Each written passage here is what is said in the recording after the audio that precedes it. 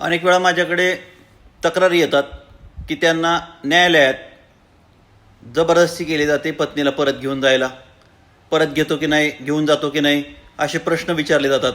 मग ते कुठल्याही प्रकारचा दबाव असो, परंतु अशा प्रकारचा दबावाला तुम्ही भीक घालायची गरज नाही, घाबरण्याची तर बिलकुलच मित्रांनो गरज नाही. माझं तर तुम्हाला क्लिअर सांगणं आहे, मेडिएशनसुद्धा तुमच्यावर कंपल्सरी नाही.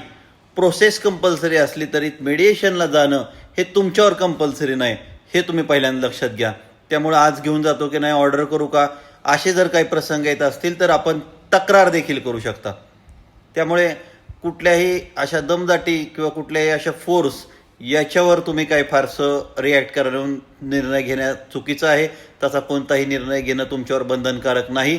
जो निर्णय घ्यायचा आहे तो ठामपणे घरी जाऊन शांतपणे वकिलांशी बोलून मगच घ्यावा. गडबडीत